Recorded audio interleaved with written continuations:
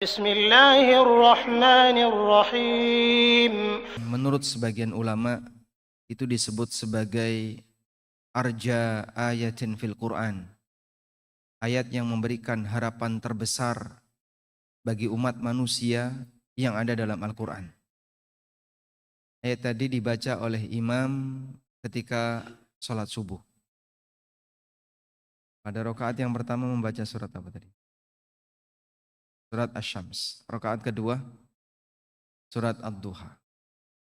Di surat Ad-Duha Allah Subhanahu wa taala berfirman, "Wala saufa yu'tika rabbuka fatarda." Salah satu di antara janji yang Allah berikan kepada Nabi Muhammad sallallahu alaihi wasallam. "Wala saufa yu'tika rabbuka fatarda." Sungguh Rabbmu akan memberikan kepadamu sesuatu fatarda, sampai membuat kamu ridho, sampai membuat kamu bahagia. Ada satu tafsir yang disampaikan oleh Al-Hafidz Ibnu Katsir rahimahullah. Kata beliau, wa qauluhu wala saufa yu'tika rabbuka fatarda. Mengenai firman Allah, wala saufa yu'tika rabbuka fatarda, ay fid daril akhirah. Maksudnya adalah ketika di akhirat. Yu'tihi hatta yurdihi fi ummati. Allah Subhanahu wa taala memberikan anugerah yang besar kepada Nabi sallallahu alaihi wasallam sampai beliau merasa ridho dengan kondisi umatnya. Wa fima a'addahu lahu minal karamah, termasuk juga balasan baik yang Allah berikan kepada beliau di hari kiamat kelak. Jadi maksudnya begini, Nabi SAW sangat berharap seluruh umatnya itu selamat di akhirat. Semua umatnya masuk surga, semua umatnya selamat dari neraka. Itulah harapan besar Rasulullah SAW. Karena kasih sayang beliau kepada umat beliau, sehingga beliau sangat ingin umatnya dalam keadaan selamat di akhirat. Allah berjanji, wala saufa yu'tika rabbuka fatarda. Allah akan memberikan kepadamu sesuatu fatarda, sampai membuat kamu ridho. Dan tidak ada sesuatu yang membuat Nabi SAW merasa bahagia ketika seluruh umatnya diselamatkan oleh Allah Subhanahu wa taala dari ancaman neraka. Sehingga ini kenapa disebut sebagai ayat yang memberikan harapan terbesar, karena kita punya harapan semoga apa yang dijanjikan oleh Allah itu diwujudkan dalam bentuk umatnya diselamatkan oleh Allah Subhanahu wa taala dari ancaman neraka. Selanjutnya Bapak Ibu yang dimuliakan Allah Subhanahu wa taala, kita akan belajar tentang memperbaiki kondisi di akhir kehidupan. Karena seorang muslim yang sadar akan kehidupan yang kedua, dia meyakini balasan yang akan kita terima di kehidupan yang kedua itu tergantung pada apa jemaah? Bagaimana kondisi akhir saat kita wafat. Orang yang mati dalam keadaan baik mendapatkan husnul khatimah, maka masa silamnya yang mungkin isinya keburukan akan diampuni oleh Allah Ta'ala. Sebaliknya, orang yang mati dalam kondisi buruk, maka masa silam dia yang mungkin pernah diisi dengan kebaikan bisa jadi nggak ada artinya. Karena penentu dari kehidupan di dunia adalah apa yang berada di ujung. Sebagaimana sabda Nabi SAW, innamal a'malu bil khawatim. Sesungguhnya amal itu ditentukan dari kondisi ujungnya. Ujungnya baik, maka bagian depan dianggap baik, dan sebaliknya. Karena itu perjuangan kita untuk menjadi seorang muslim sampai kapan jamaah? Sampai di ujung. Perjuangan kita untuk jadi orang baik, perjuangan kita untuk istiqomah dalam melakukan ketaatan, perjuangan kita dalam beribadah sampai di titik akhir kehidupan yang Allah berikan kepada kita. Jamaah dimuliakan Allah Subhanahu wa taala. Ada satu pesan yang disebutkan oleh Al-Hafidz Ibnu Katsir rahimahullah ketika beliau menjelaskan firman Allah Ta'ala, wala tamutunna illa wa antum muslimun.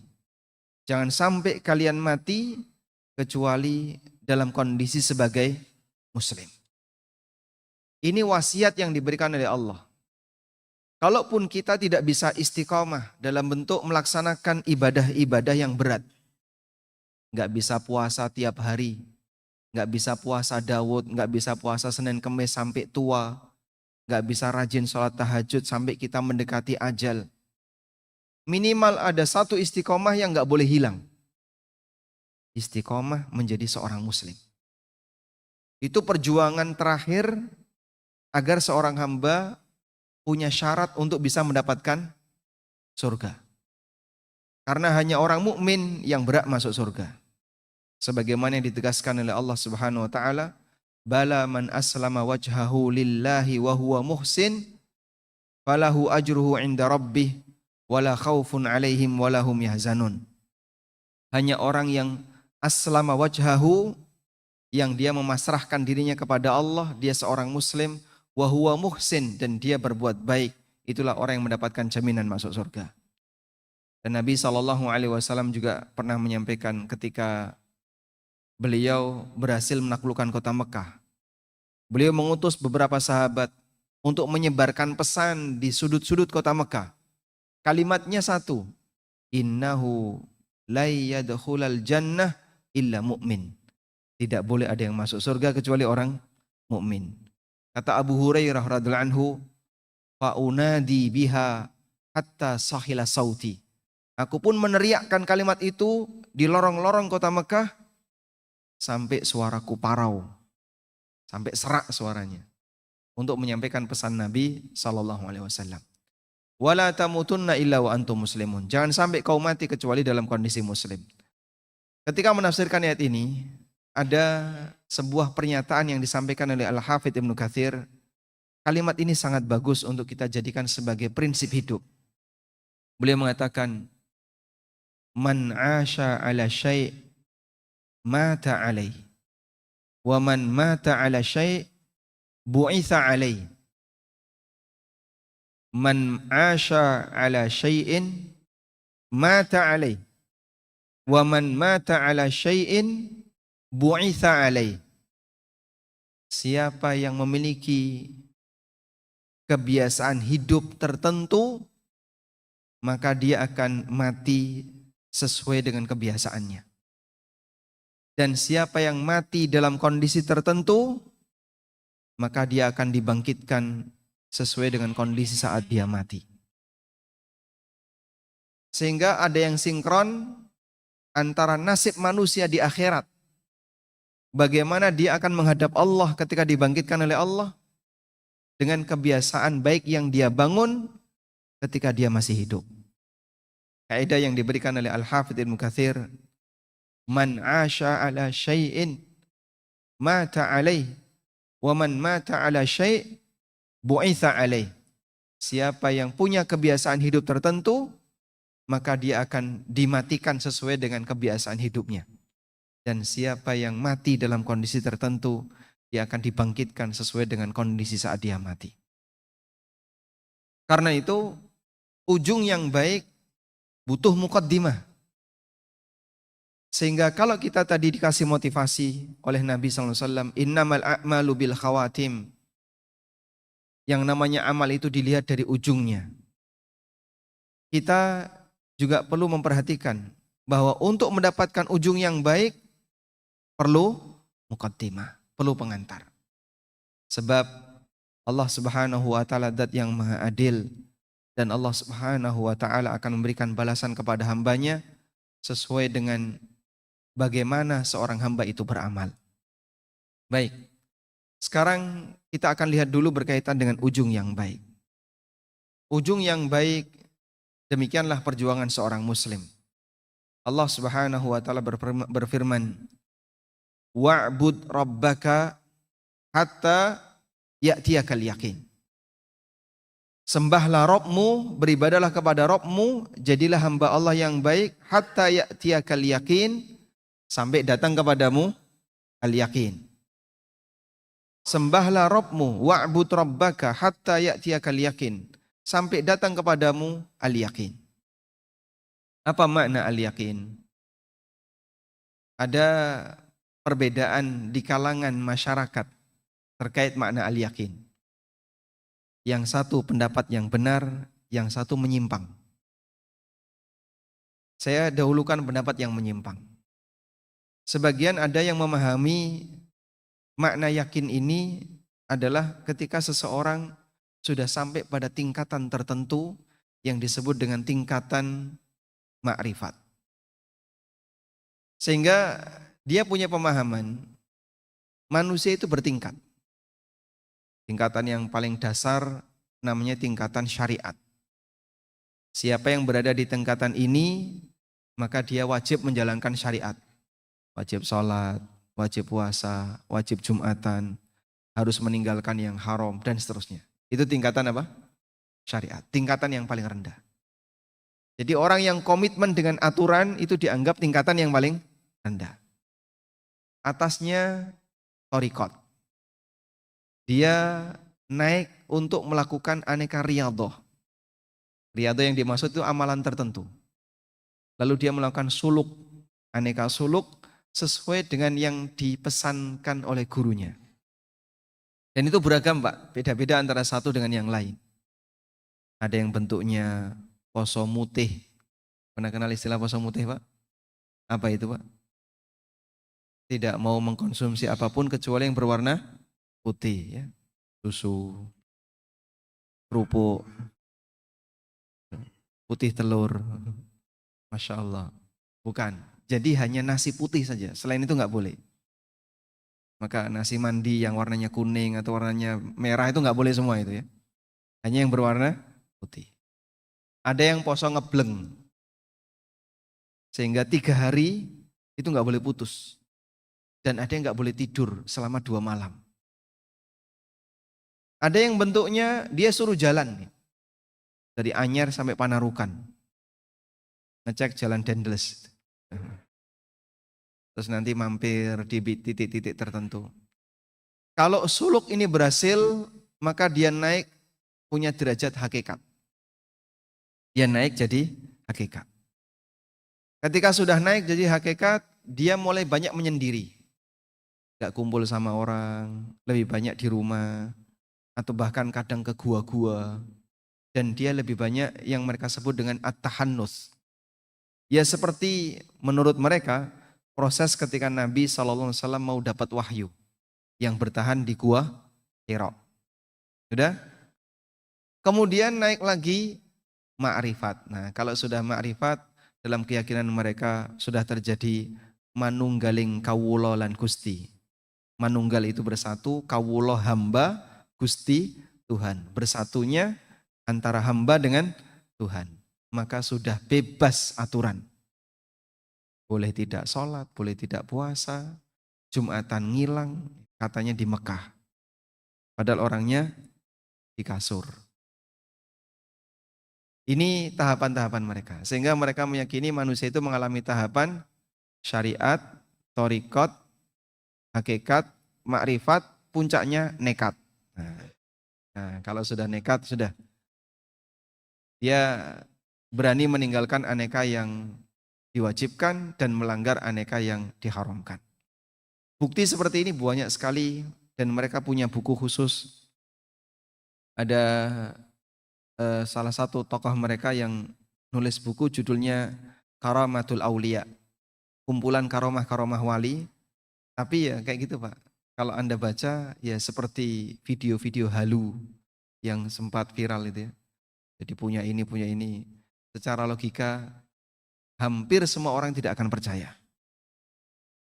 Dan itu berlebihan karena sampai pada titik menyamakan wali sebagaimana layaknya nabi, bahkan lebih tinggi dari nabi. Baik. Nah mereka menganggap kenapa orang boleh tidak sholat? Karena perintahnya wa'bud rabbaka hatta ya'tiyakal yakin. Sembahlah Rabbmu sampai datang kepadamu al-yakin. Berarti kalau sudah sampai yakin tidak wajib menyembah Allah. Berarti dia sudah tidak wajib sholat, tidak wajib zakat, tidak wajib puasa. Dan karena sudah sampai titik yakin. Nah, yakin yang mereka pahami itu adalah tadi keyakinan manunggaling kawula lan Gusti, bersatunya antara hamba dengan Allah. Kita tinggalkan pendapat ini karena ini jelas nggak benar. Nabi Muhammad SAW sebagai manusia tertinggi, beliau beribadah sampai kapan? Sampai mati. Dan Rasulullah SAW tidak hadir sholat jamaah. Itu hanya kurang lebih 3 hari. Karena sakit parah yang beliau alami. Selanjutnya atau sebelumnya beliau selalu ngimami sholat jamaah. Hanya mungkin 3 hari beliau tidak hadir sholat jamaah. Baik, selanjutnya jamaah. Makna yakin yang kedua adalah al-maut. Makna yakin yang kedua adalah kematian. Dan itulah tafsir ijma' ahlu sunnah. Sehingga makna wa'bud rabbaka hatta ya'tiyakal yakin. Sembahlah Rabbmu sampai datang kepadamu al-yakin. Maksud al-yakin di sini adalah kematian. Sembahlah Rabbmu sampai datang kepadamu kematian. Sebab kita punya tugas sebagai hamba Allah sampai kapan? Pensiun sebagai hamba Allah itu sampai kapan? Sampai mati. Enggak ada ceritanya sampai titik tertentu kemudian orang sudah selesai tugasnya sebagai hamba Allah. Enggak ada. Sebagaimana dia jadi makhluk Allah sepanjang hidupnya, baik dunia maupun akhirat, maka demikian pula dia menjadi hamba Allah sampai dia mati. Untuk beribadah kepada Allah Subhanahu wa ta'ala. Baik. Dan Nabi SAW menyebutkan bahwa titik terakhir ketika seorang hamba itu masih berbuat taat kepada Allah, itu bagian dari anugerah yang diberikan oleh Allah kepadanya. Sebagaimana disebutkan dalam hadis riwayat Tirmidzi, Ahmad dan yang lainnya. Dari sahabat Anas bin Malik radhiyallahu anhu, Rasulullah SAW pernah bersabda, "Idza aradallahu bi'abdin khairan ista'malahu." Idza aradallahu bi'abdin khairan ista'malahu. Apabila Allah menghendaki kebaikan bagi hambanya, ista'malahu, maka Allah akan mempekerjakannya. Apabila Allah menghendaki kebaikan bagi hambanya, maka Allah akan mempekerjakan hamba itu. Baik, kurang lebih seperti ini jamaah. Ada seorang, misalnya ini semuanya adalah para pendaftar untuk jadi takmir masjid. Di satu ruangan masjid ini, semua yang hadir mendaftar untuk jadi takmir masjid. Lalu ada tim seleksi yang akan menentukan siapa yang akan dipilih. Kira-kira jamaah, jika 90% yang ada di sini diterima, berarti sisanya 10% yang tidak diterima. Tim ini akan menseleksi dengan memilih yang mana, Pak? Yang terbaik. Kalau bukan yang terbaik, dia akan pilih orang yang dia mau kasih kebaikan. Misalnya, ini kasihan ya, pengangguran, dia butuh dana, dia butuh kerjaan, dia butuh ini, dia butuh. Ya sudahlah, saya terima. Sehingga dia diterima itu salah satu di antara tujuannya apa? Ingin memberikan kebaikan kepada yang bersangkutan. Daripada nanti dia pengangguran. Sudah? Maka kita bekerja untuk nanti mendapatkan balasan dari Allah. Ada enggak orang yang dijadikan oleh Allah pengangguran? Enggak mau sholat, jauh dari ibadah, enggak mau belajar agama, jauh dari nuansa ibadah dan ketaatan. Ada Pak? Banyak. Berarti mereka tidak diberi hidayah oleh Allah untuk dipekerjakan oleh Allah. Maka orang yang taat seperti Anda diterima di sebuah perusahaan yang itu akan memberikan gaji yang besar dan orang rebutan untuk mendapatkannya. Tapi enggak semua bisa dapat. Hanya yang dipilih yang boleh dapat. Gambaran yang diberikan oleh Nabi SAW seperti itu. Innallaha idza arada bi'abdin khairan ketika Allah menghendaki kebaikan bagi hambanya, ista'malahu, maka Allah akan mempekerjakan hamba itu. Jadi sebenarnya ketika seorang hamba itu berbuat ketaatan sampai di akhir hayatnya, atas kebaikan dari Allah yang Allah berikan kepadanya, itu anugerah bagi sang hamba. Ibaratnya begini Pak ya, kalau orang bekerja di tempat kerja yang bagus Pak, gajinya gede, tapi nggak dapat pensiunan.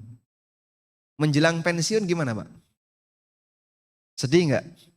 Ada yang sedih, wah nanti saya jadi kehilangan pekerjaan. Terus kayak kalau pensiun ngapain? Sementara saya nggak dikasih apa-apa, tapi di situ gajinya gede. Anggaplah sebulan 500 juta. Tapi sudah bersih ya, dan Bapak nanti pensiun di usia 50 tahun. Udah? Ketika dia bekerja, dia masih bisa menikmati hasil itu. Begitu mendekati 50 tahun, dia sudah ketar-ketir nih. Maka dia sudah berpikir, apa yang harus saya lakukan untuk tetap bisa bertahan mendapatkan penghasilan. Karena dia nggak ingin begitu di ujung putus kebaikan yang dia dapatkan. Maka hal yang sama seperti interaksi kita dengan Allah Subhanahu wa taala. Seorang hamba ketika Allah kehendaki untuk menjadi baik, maka Allah akan pekerjakan dia sampai akhir hayat. Para sahabat bertanya, bagaimana Allah mempekerjakan hambanya ya Rasulullah? Apa yang dimaksud Allah mempekerjakan hambanya itu ya Rasulullah? Kemudian Nabi SAW bersabda, yuwaffiquhu li'amalin salih qablal maut. Yuwaffiquhu li'amalin salih qablal maut. Allah berikan taufik kepadanya untuk beramal saleh sebelum dia mati. Sehingga dia dipekerjakan oleh Allah dengan diberi hidayah oleh Allah, diberi taufik oleh Allah, dia beramal sampai di ujung. Maka pensiunnya itu kematiannya. Sehingga dia mengakhiri hidupnya dengan apa? Menjadi hamba yang selalu komitmen di atas ketaatan kepada Allah Subhanahu wa taala.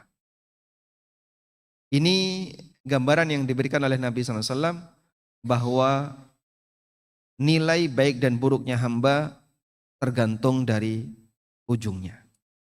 Baik, selanjutnya setelah kita sepakat akan hal ini, nilai baik dan buruknya hamba tergantung dari ujungnya. Dan untuk bisa mendapatkan ujung yang baik itu murni atas taufik dari Allah. Namun ujung yang baik ini butuh muqaddimah, butuh pengantar. Kalau pengantar hidupnya baik, maka nanti ujungnya akan diberi kebaikan oleh Allah dan sebaliknya. Berarti kita perlu melakukan perjuangan untuk menuju pengantar itu. Apa yang bisa kita lakukan jamaah agar kita bisa mendapatkan ujung yang baik dalam kehidupan kita? Ada beberapa hal yang bisa kita lakukan. Yang pertama Bapak Ibu, kita lebih fokus terhadap diri kita sendiri. Kita lebih fokus untuk memperbaiki diri daripada ngurusi bagian yang mungkin kita tidak terlalu berkepentingan dengannya. Ada satu kebiasaan baik yang dilakukan oleh orang soleh di masa silam. Ini pernah disampaikan oleh Imam Malik bin Anas. Beliau pernah mengatakan, para ulama itu sebagai bekal agar punya kebiasaan baik di usia tua, pendidikan bagi dirinya, mereka itu mendidik pribadinya sejak usia 40 tahun. Karena manusia kalau sudah mencapai usia 40 tahun, sudah tidak akan berubah karakternya. Sehingga kebiasaan yang dia lakukan sepanjang hidup, begitu sudah masuk 40 tahun, apapun yang masih rajin dikerjakan di 40 tahun, itulah yang akan dibawa sampai ujung hayatnya. Imam Malik mengatakan, adraktu ahlal ilmi bi baladina wa hum yatlubuna dunya wa yukhalituna an-nasa hatta ya'tiya li ahadihim arba'una sanatan fa idza atat alaihim i'tazalun nas. Kami menjumpai beberapa ulama. Mereka sibuk dengan kebiasaan aneka kehidupan dunia. Mereka sibuk mencari dunia. Mereka sibuk berinteraksi dengan banyak orang. Nyaliling kemana-mana, membangun bisnis. Sampai ketika sudah mencapai usia 40 tahun, mereka mengurangi semua aktivitas itu. Lebih fokus untuk persiapan dengan ibadah-ibadah sebagai bekal di hari tua. Karena orang kalau sudah mencapai 40 tahun, dia sudah dikatakan dalam Al-Quran, balagha asyuddahu, sudah mencapai puncak kedewasaan. Sebagaimana yang Allah Subhanahu wa taala firmankan di surat Al-Ahqaf ayat 15. Di surat Al-Ahqaf ayat 15 Allah berfirman, "Wa wassaynal insana biwalidayhi ihsana. Hamalathu ummuhu kurhan wa wada'athu kurha." Kami wasiatkan kepada manusia untuk berbakti kepada kedua orang tuanya. Ibunya hamil dia dalam kondisi berat. Wa wada'athu kurhan, dan ibunya melahirkan dia dalam kondisi kepayahan. Wa hamluhu wa fisaluhu 30 syahran. Kemudian masa hamil sampai menyapih selama 30 bulan. Hatta idza balagha asyuddahu wa balagha arba'ina sanatan qal. Sampai ketika manusia ini mencapai puncak kedewasaan, mencapai 40 tahun. Sehingga ayat ini menegaskan bahwa puncak kedewasaan hamba itu di usia 40 tahun.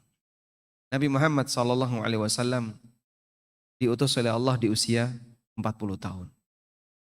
Makanya kalau misalnya ini dijadikan standar ya, untuk boleh jadi pemimpin harus di usia 40 tahun, itu ideal. Karena demikianlah karakter manusia. Di usia 40 tahun itu puncak kedewasaan. Baik, dalam posisi ini ketika 40 tahun belum ada perubahan Pak. Misalnya 40 tahun masih seneng tontonannya nggak dijaga dengan baik, makanannya nggak dijaga dengan baik, aktivitasnya nggak dijaga dengan baik. Lanjutannya itu akan dibawa sampai mati. Sehingga pendidikan di usia 40 tahun itu batas. Apakah nanti akan dia bawa sampai di ujungnya, seperti apa perbuatannya, itu batasnya di usia 40 tahun. Baik. Karena itu jamaah, kita harus sudah bisa mulai untuk memikirkan diri kita. Anda mendidik diri sebagai bekal di usia mendekati ajal. Kalau kita mendidik anak-anak kita yang masih kecil, SD, SMP, SMA, doktrin kita kepada mereka kan begini ya, kamu harus belajar, ini nanti sebagai bekal ketika kamu dewasa. Sudah? Apakah kalau sudah dewasa berhenti belajar? Belum. Yang dewasa harus belajar sebagai bekal nanti kamu menuju usia tua. Sebab ketika dewasa ini, dia masih punya kebiasaan buruk, bagian inilah yang nanti akan dibawa sampai ujung hayatnya. Bagian ini yang nanti akan dibawa sampai ujung hayatnya. Baik, karena itu jika sudah mendekati usia lanjut 40, 60 ke atas, sudah mulai fokus pada hal yang sifatnya bermanfaat untuk pribadi. Mohon maaf, saya sedikit menyinggung bagi mereka yang sudah usia pensiun. Kadang orang mengalami sindrom di usia akhir ya. Sehingga begini Pak, dia sudah pensiun. Dulu dia di kantor punya jabatan. Di instansi tempat dia kerja punya jabatan. Sekarang sudah nggak dipakai. Dia sudah nggak punya jabatan, bahkan pekerjaannya dia sudah berhenti. Di masyarakat mungkin dia sudah nggak dipakai. Nggak dipakai jadi ketua RT, nggak dipakai jadi ketua RW, bahkan penasihat PKK pun nggak dipakai. Sudah? Tapi kadang hasrat dia untuk selalu, saya pingin di depan. Saya pingin jadi pemegang keputusan dan seterusnya. Itu belum hilang. Dalam posisi ketika hasrat seperti ini belum hilang, di kantor sudah nggak dipakai, tempat kerja sudah nggak dipakai, di lingkungan sudah nggak dipakai, sasarannya apa? Masjid. Sehingga pokoknya saya harus jadi ini saja. Ada kayak gitu Pak? Nggak ada ya? Masya Allah. Baik. Ada yang seperti itu. Sehingga kadang ada orang yang dia pengen selalu gimana caranya agar saya selalu di depan. Agar saya selalu menjadi pemimpin dan seterusnya. Nah barangkali kita perlu berpikir, apa manfaatnya? Sehingga kita harus rebutan untuk berada di depan. Suaranya harus selalu didengar. Barangkali kita perlu berpikir, gesekan-gesekan semacam ini perlu diakhiri. Karena sebentar lagi kita mau pulang menuju Allah Ta'ala selamanya dan tidak akan balik. Maka jangan nambahi beban dengan memperbanyak gesekan. Sebab gesekan itu pasti akan menimbulkan dosa. Sehingga mulailah untuk berpikir, saya lebih dari sebatas orang dewasa. Saya sudah lanjut usia dan sebentar lagi saya mau pulang untuk selamanya. Saya butuh bekal banyak. Jangan sampai nambahi beban yang justru menghalangi aktivitas untuk ibadah. Karena kalau orang itu sudah bermusuhan dengan yang lain jamaah, ibadahnya rasanya nggak nyaman. Mau ke masjid, nanti ketemu ini nggak cocok. Ketemu ini nggak cocok. Begitu Pak ya. Saya pernah dapat cerita ya. Ada bapak-bapak yang usianya semuanya 70-an. Beliau jadi takmir itu berapa periode, mungkin 3 atau 4 periode gitu ya. Sampai akhirnya beliau sendiri merasa capek gitu ya. Kemudian menyerahkan ke yang lebih muda. Sudah, akhirnya diputuskan dalam rapat, ketua takmir diganti. Begitu beliau diganti, ternyata memberikan efek perasaan. Ngilang dari masjid Pak. Padahal dulu yang datang pertama, dulu yang beliau berusaha untuk buka pintu pertama, selalu datang pertama. Bahkan kadang yang adzan dan yang imam. Sehingga beliau termasuk orang yang rajin. Begitu nggak jadi ketua takmir, ngilang. Dan ngilangnya lama itu, sampai didatangi oleh DKM dan ditanya ada masalah apa dan seterusnya. Ya kurang lebih seperti itulah. Begitu orang kena penyakit sindrom tadi ya. Sehingga dulu dia mendapatkan jabatan, sekarang hilang, itu sampai merasa ada yang kurang. Nah yang seperti ini barangkali perlu kita hilangkan. Saya nggak dapat jabatan nggak apa-apa, nggak punya status nggak apa-apa. Saya lebih butuh bekal untuk menghadap Allah karena saya sebentar lagi mau pulang. Makanya kalau sudah lanjut usia, kok masih senang debat untuk hal yang tidak bermanfaat, ya mohon maaf, seharusnya dia mulai berpikir, kamu sebentar lagi mau pulang, jangan cari beban. Buat hidup ini lebih ringan, jangan malah cari musuh, banyak gesekan yang justru akan menghalangi ketika kamu ingin beribadah kepada Allah Subhanahu wa taala. Baik. Kemudian yang kedua jamaah, berlatih membiasakan amal soleh yang bisa dirutinkan. Berlatih membiasakan amal soleh yang bisa dirutinkan. Allah Subhanahu wa taala berfirman, illal ladzina amanu wa 'amilus solihati falahum ajrun ghairu mamnun. Kecuali orang yang beriman dan beramal saleh, maka mereka akan mendapatkan ajrun ghairu mamnun, pahala yang ghair mamnun. Ghair mamnun artinya apa, Dek? Kok ditanya garuk-garuk kenapa ya? Artinya tidak pernah putus. Falahum ajrun ghairu mamnun, mereka akan mendapatkan pahala yang tidak pernah putus. Apa yang dimaksud orang yang beriman dan beramal saleh dapat pahala yang tidak pernah putus? Al-Qurtubi dalam tafsirnya mengutip keterangan Ad-Dhahhak. Ad-Dhahhak ini ulama tabi'in. Beliau menyebutkan, Ad-Dhahhak menyebutkan tafsir Ibnu Abbas. Kata Ibnu Abbas radhiyallahu anhu,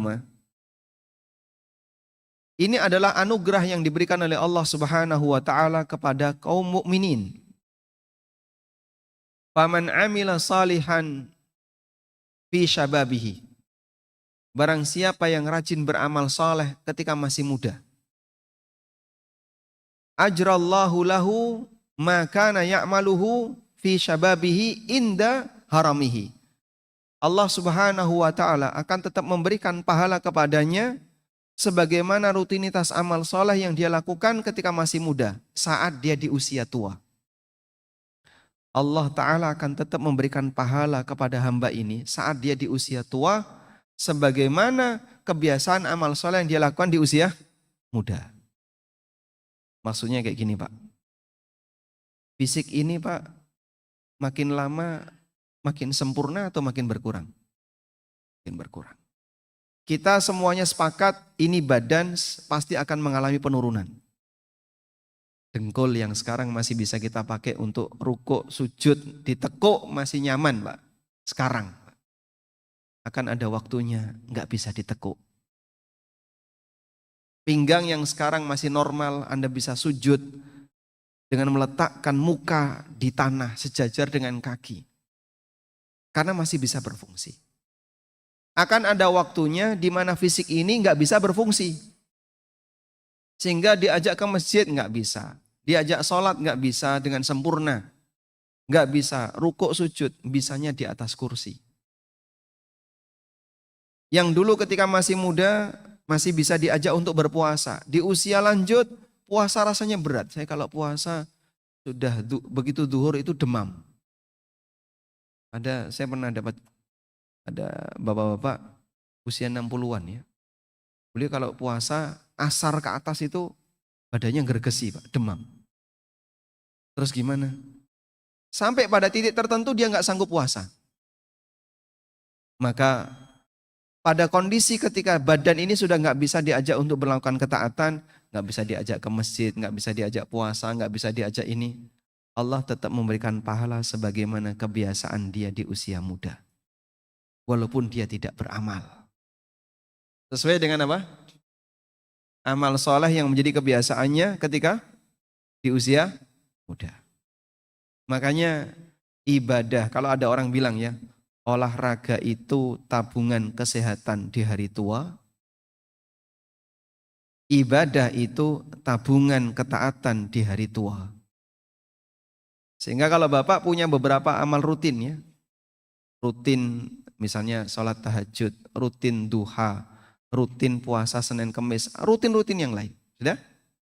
Sampai titik tertentu kita nggak bisa, sudah Pak, saya sudah nggak sanggup lagi, badan sudah nggak bisa diajak untuk itu. Ke masjid saja nggak bisa. Maka yang dulu menjadi rutinitas dia, pahalanya tetap mengalir. Walahum ajrun ghairu mamnun. Allah memberikan kepadanya pahala yang tidak pernah putus. Baik, selanjutnya yang terakhir.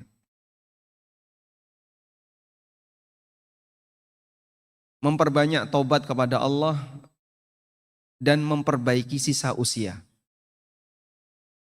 Dengan mengubah kebiasaan, meninggalkan bagian-bagian yang buruk, dan mempertahankan yang baik. Mungkin kita nggak bisa nambah, tapi minimal mempertahankan. Tapi yang buruk tinggalkan. Ilustrasinya seperti ini Pak. Kita kalau mau sholat, sebelumnya disuruh apa Pak? Bersuci. Entah berwudu, mandi atau tayamum bagi yang punya uzur. Sehingga sebelum menghadap Allah bersuci. Ketika orang mau beribadah di pusat kiblat, di mana? Di Ka'bah. Persiapannya dari mana? Dari Mikot. Madinah itu jaraknya 450 kilo, Zulhulaifah, Bir Ali.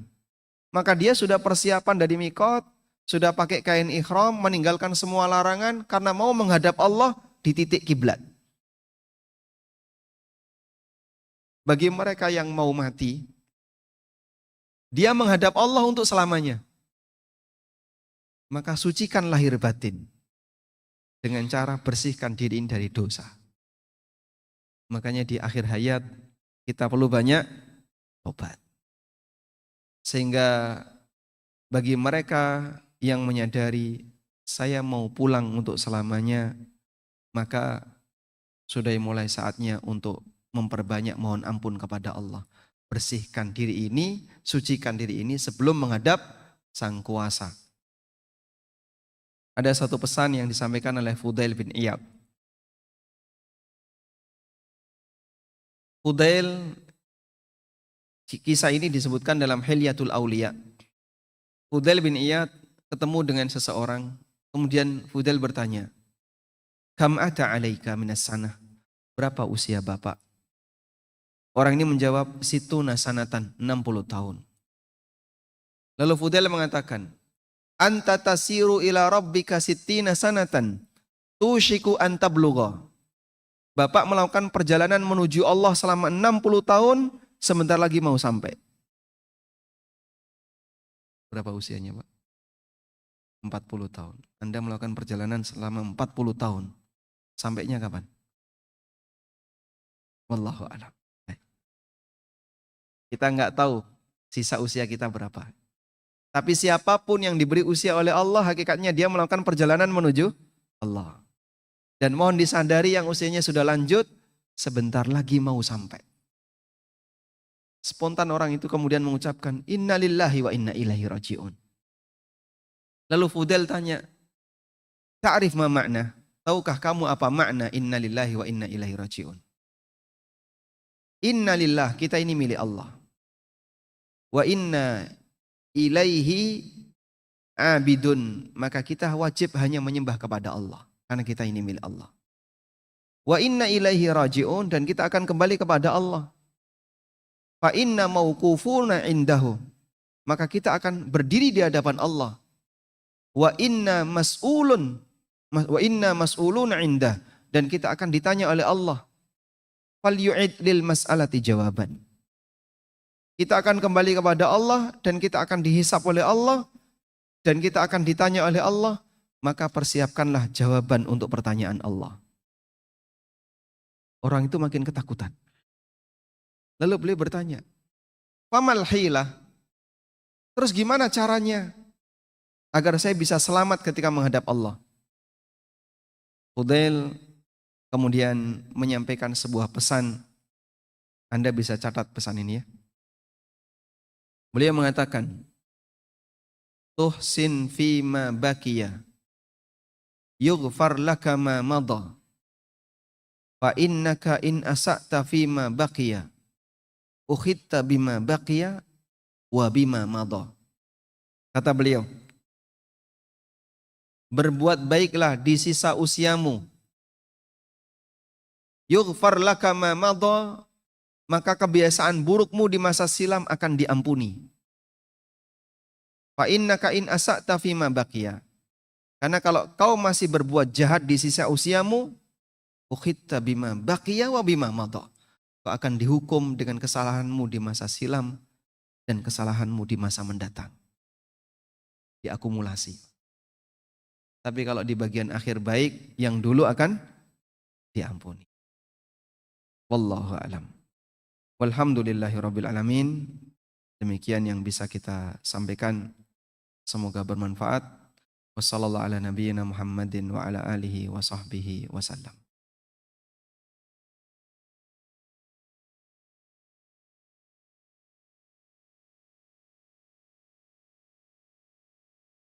Baik, ada 2 pertanyaan yang masuk. Untuk akhwat di bawah disediakan mikrofon. Bagi ada akhwat yang ingin bertanya, kami buka pertanyaan untuk 2 pertanyaan dari akhwat. Kami bacakan dulu untuk pertanyaan dari ikhwan. Assalamualaikum Ustaz. Waalaikumsalam Akhwan, warahmatullahi. mohon diperjelas dalil dari Allah akan memberikan pahala di usia tua atas ibadah rutin yang dilakukan ketika muda. Baik. Coba kita buka itu di surat apa, Pak?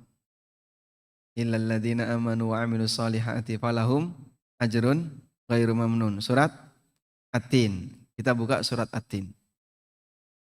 Illal ladzina amanu wa amilus solihati falahum ajrun ghairu mamnun. Nah, di surat At-Tin ayat yang tadi kita baca, dalam tafsir Al-Qurtubi, beliau mengatakan, wa rawa ad-Dhahhak anhu. Ad-Dhahhak seorang ulama tabi'in meriwayatkan dari Ibnu Abbas. Di mana Ibnu Abbas mengatakan, "Idza kana al-'abdu fi shababihi katsiras salati, katsiras siyami was sadaqah." Apabila seorang hamba di usia mudanya, dia banyak salat, dia rajin puasa, dia rajin sedekah. Tsumma dha'ufa amma kana ya'malu fi syababihi.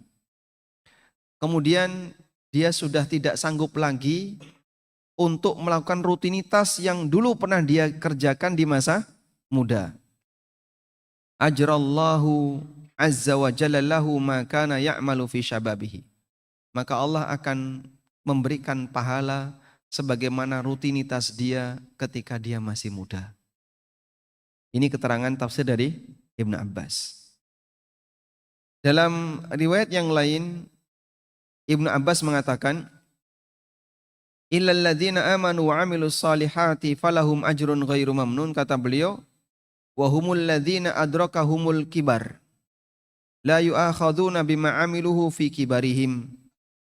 Mereka adalah orang yang sudah tua, maka dalam posisi ini mereka tidak akan dihukum dengan perbuatan yang dia kerjakan di usia tua karena dia punya kebiasaan baik yang dia kerjakan di usia muda. Maka Allah Ta'ala mencatat kebaikannya, wa tumha anhum sayyi'atuhum, dan dihapuskan dosa-dosanya. Allah ampuni karena dia masih punya kebiasaan baik di usia tuanya. Baik, karena itu kebiasaan buruk di masa silam. Siapa sih yang gak punya masa silam? Saya punya masa silam yang Bapak Ibu gak ketahui. Anda punya masa silam yang tidak diketahui oleh orang lain. Dan mungkin di antara kita punya masa silam yang kelam. Tapi mungkin tidak lebih gelap dibandingkan masa silamnya sahabat. Di antara mereka ada yang pernah mau membunuh Nabi SAW. Membenci Rasulullah SAW, berbuat syirik, minum khamr, berzina, dan seterusnya. Sebagaimana kebiasaan masyarakat jahiliyah pada umumnya. Dulu pernah memusuhi Rasulullah SAW, tapi ketika jadi sahabat, mereka jadi pahlawan-pahlawan dalam Islam. Oleh karena itu, kita tidak sedang larut dengan masa silam, semua punya masa silam. Tapi kita sedang memikirkan bagaimana kondisi masa mendatang dan perjuangan sampai di ujung usia.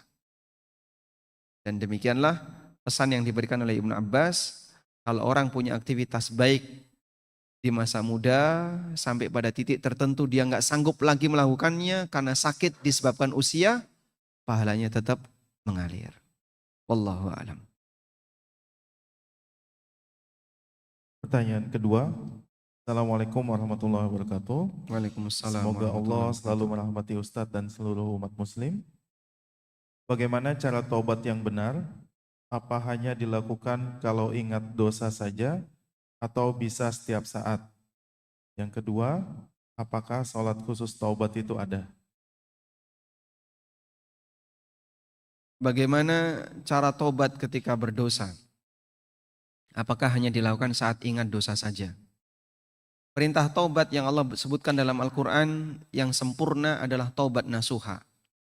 Ya ayyuhalladzina amanu tubu ilallahi taubatan nasuha. Wahai orang yang beriman, bertobatlah kepada Allah dengan taubat nasuha. Taubat nasuha adalah taubat yang menyebabkan pelakunya punya tekad kuat untuk tidak kembali melakukan perbuatan maksiat itu. Dia menyesali perbuatan maksiat itu dan bertekad untuk tidak melakukannya kembali. Demikianlah kunci dari taubat nasuha. Nah, tentu saja penyesalan itu muncul karena dia teringat dengan dosa yang dia lakukan. Kalau kemudian sifatnya global, mungkin penyesalan itu tidak timbul. Tapi kalau teringat misalnya, kenapa dulu saya pernah melakukan ini? Kenapa pernah melakukan ini? Contoh sederhana.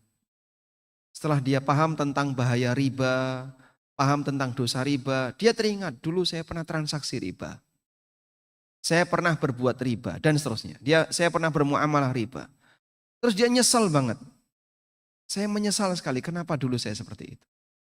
Lalu dia berkomitmen tidak akan kembali lagi ke sana, tidak akan melakukan praktek transaksi riba.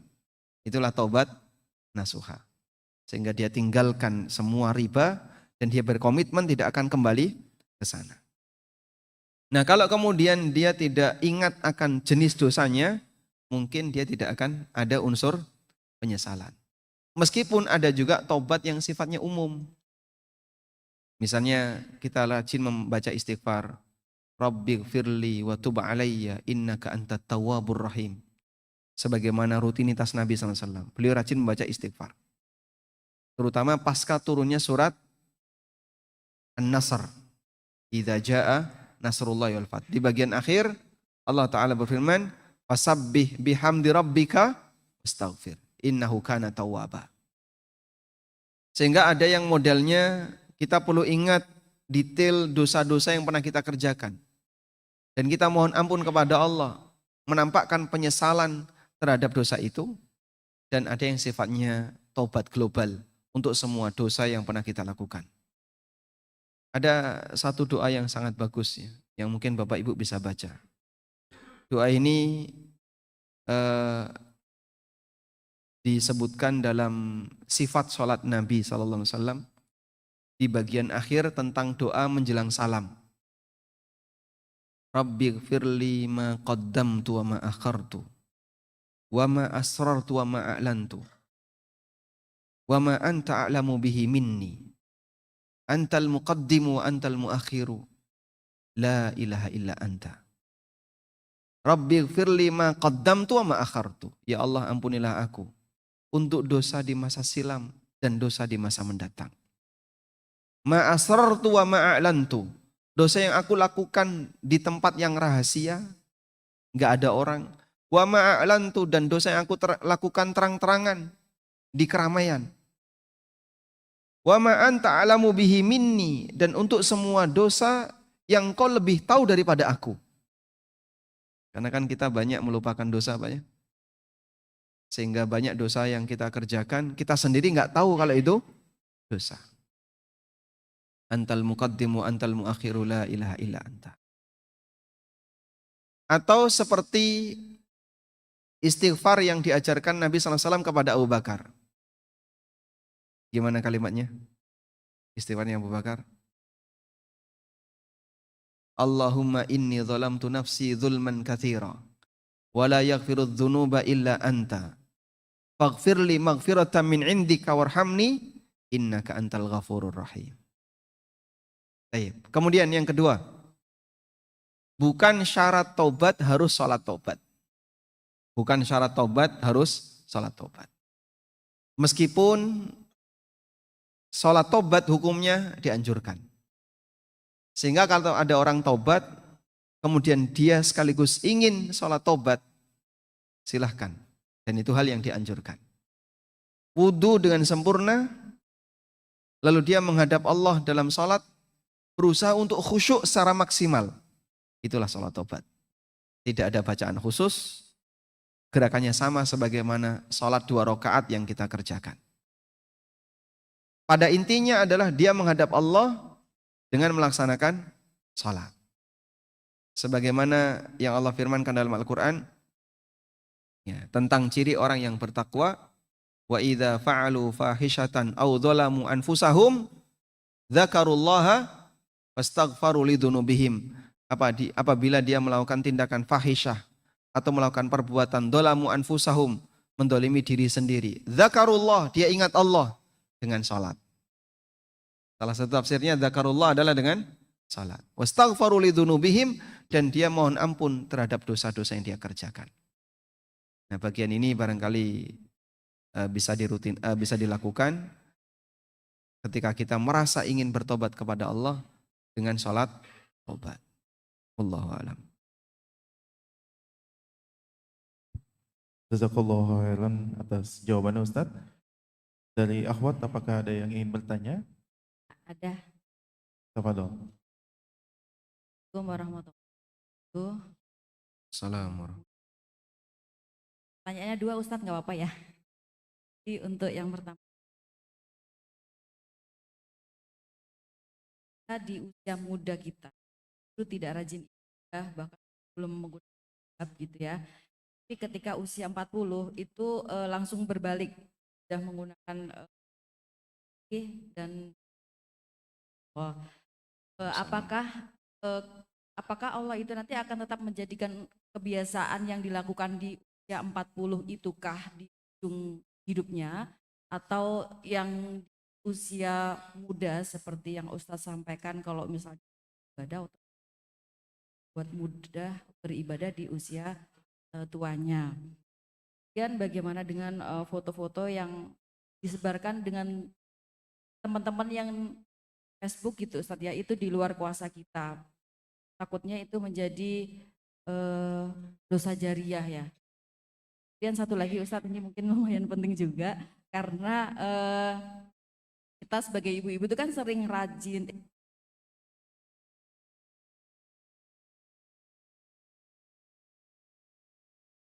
Suaranya putus ya.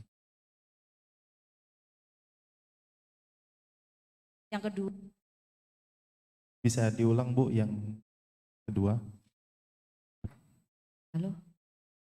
Agak didekatkan mic-nya. Dipukul dulu biasanya mau bunyi ya. Mic-nya dipukul mau bunyi.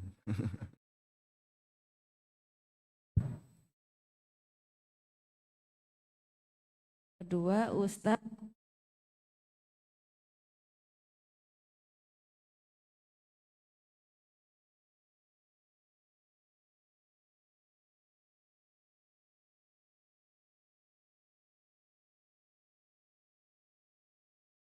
Baterainya habis ya.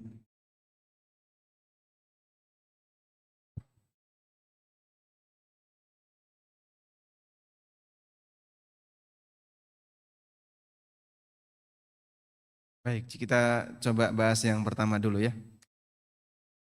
Kalau ada orang yang dulu ketika masih muda, dia jauh dari agama. Bahkan waliyadzubillah, aneka kemaksiatan mungkin dia lakukan. Lalu alhamdulillah di bagian akhir dari hidupnya Allah kasih hidayah, kemudian dia berubah.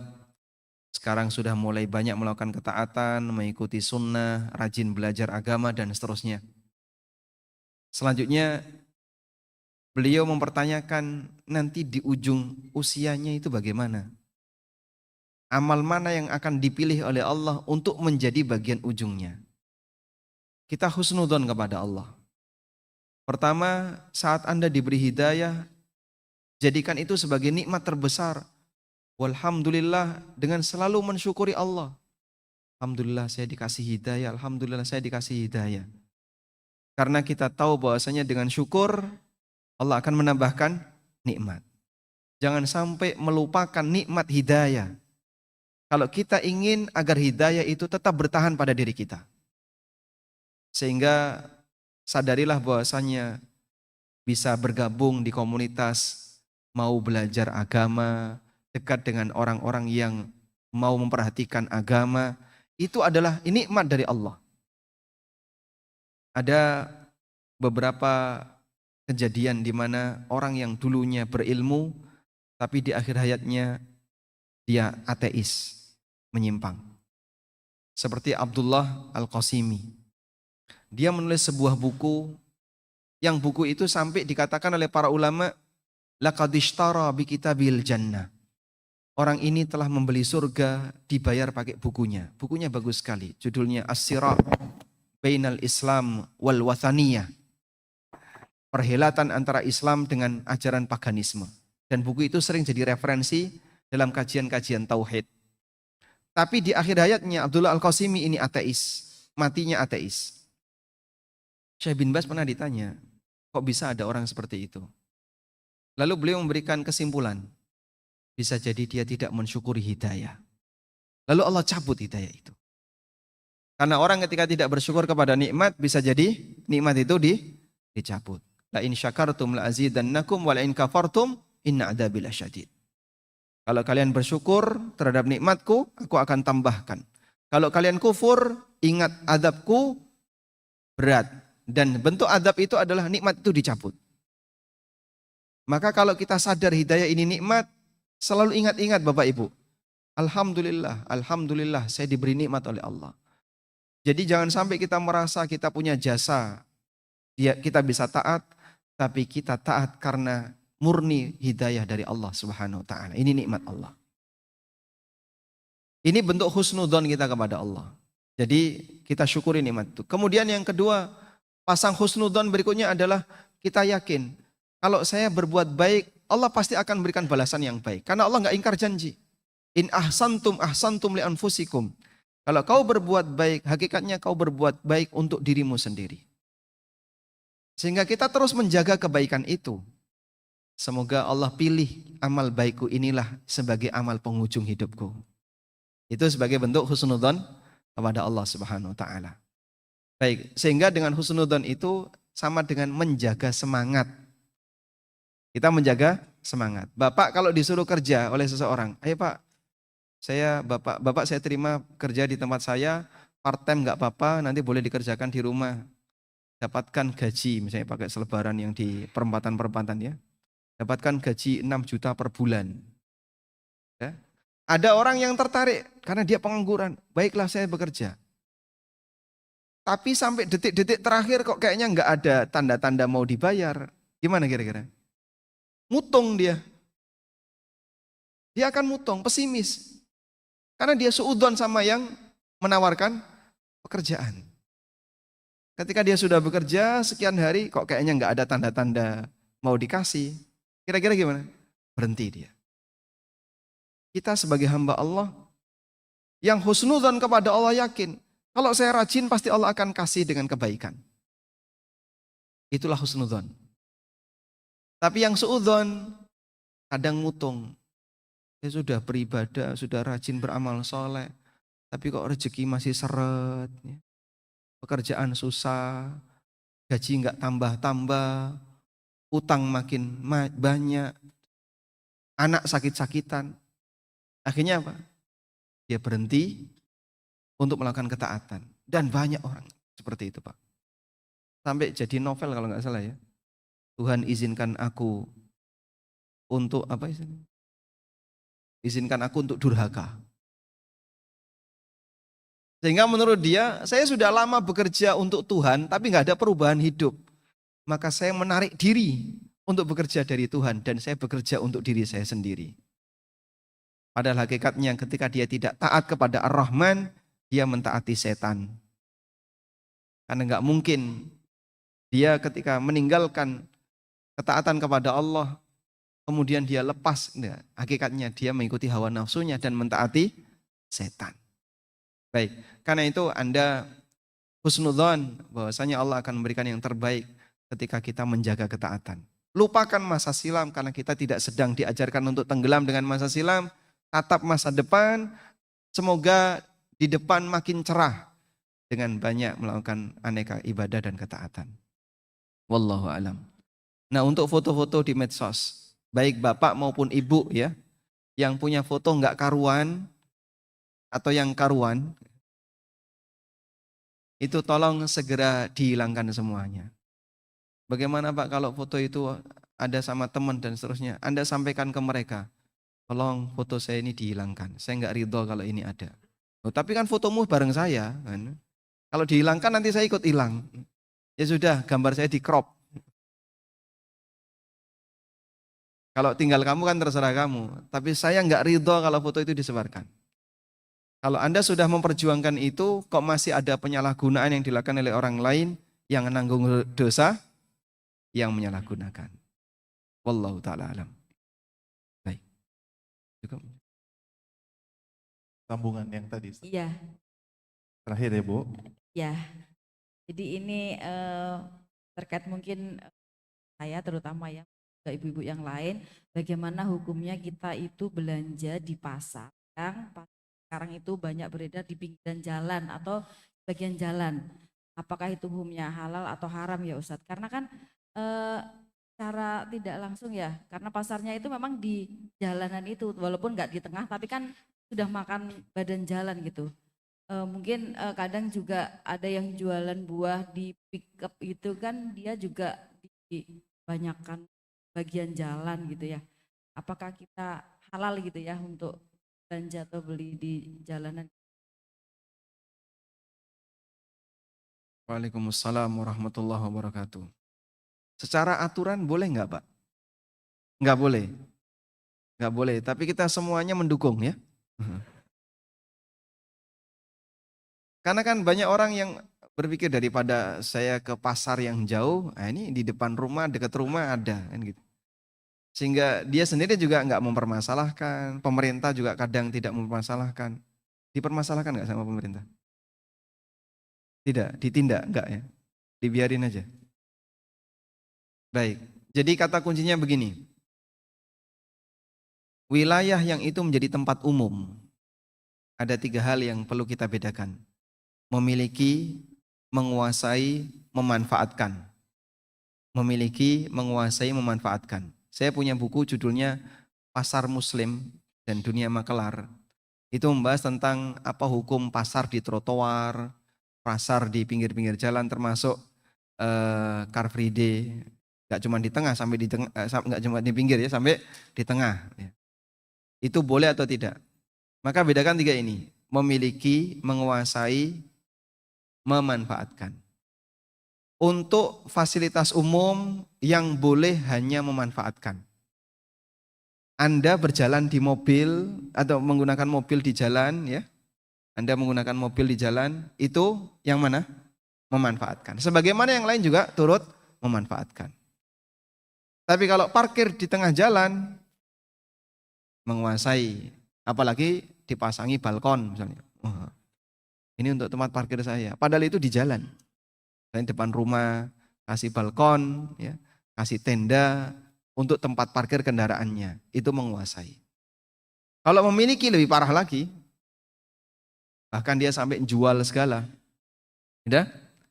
Dan pelanggaran seperti ini banyak di masyarakat. Pertama yang memiliki. Kadang ada fasilitas negara dijual Pak. Mohon maaf Pak ya, rumah dinas dijual ada nggak Pak? Hah? Padahal boleh nggak itu dijual Pak? Tapi itu sudah jadi budaya ya Pak. Nah budaya buruk kenapa dilestarikan? Kalau kita sepakat itu pelanggaran, seharusnya kan kita tinggalkan. Bukan malah dilestarikan. Masalah misalnya ya ganti kompensasi karena sudah perbaikan dan seterusnya. Itu mungkin bisa ditransaksikan bagian itu. Tapi lebih dari itu nggak boleh. Karena ini milik negara, milik umum. Anda memiliki nggak boleh. Dan bagian dari memiliki adalah menjual. Yang kedua menguasai. Ini juga nggak boleh. Mohon maaf, contohnya mereka yang pasang tenda untuk jualan di trotoar. Ya. Sampai itu sudah ada patok-patoknya. Sehingga setiap sore dia datang langsung tinggal masang bambu-bambu atau besi-besi, patok-patok selesai. Gitu. Patoknya itu nggak dihilangin. Ini menguasai ini. Sampai sekian bagian dari trotoar hilang. Karena dipakai warung tenda. Kayak gitu ya. Nah penguasaan seperti ini tidak boleh. Ya. Yang ketiga memanfaatkan, ini boleh. Nah menjual di pinggir jalan itu terhitung menguasai atau memanfaatkan tergantung dari kebijakan pemerintah. Kalau sifatnya hanya memanfaatkan boleh. Apa Pak dasarnya?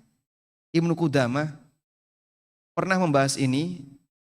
Beliau menyebutkan sudah menjadi tradisi kaum muslimin sejak masa silam di mana mereka melakukan praktek itu diridhoi oleh semua, baik awamnya maupun ulamanya. Antara Masjidil Haram dengan hotel itu penuh dengan pasar. Itu dari dulu. Kalau dulu kan mungkin hotelnya tidak seperti kita ya. Tapi di kota Mekah sudah banyak bangunan-bangunan yang disewakan dulu. Sehingga mereka kalau datang dari luar kota, kemudian haji atau umroh, maka di lorong-lorong jalan kota Mekah itu banyak penjual-penjual. Kata Ibnu Qudamah, awamnya maupun ulamanya semuanya tahu. Dan mereka membiarkan. Maka itu jadi urf masyarakat bahwa menjual seperti ini hanya tidak masuk kategori menguasai, tapi sifatnya memanfaatkan. Ya meskipun nanti jadinya menggeser sebagian hak pejalan kaki. Cuman kan pejalan kaki juga merasa nyaman dengan itu, sehingga saat pulang ke hotel lihat kok ada 10 real ya. Baju 10 real, Masya Allah. Dan dia menikmati karena mau dipakai oleh-oleh. Iya Pak. Yang mahal kan nggak kuat dia. Kita cari yang 10 real ya. Wallahu a'lam. Baik, mungkin itu yang bisa kita sampaikan. Semoga bermanfaat. Wassallallahu ala nabiyyina Muhammadin wa ala alihi wa sahbihi wasallam. Wa akhiru da'wana anil hamdulillahi rabbil alamin. Wassalamualaikum warahmatullahi wabarakatuh.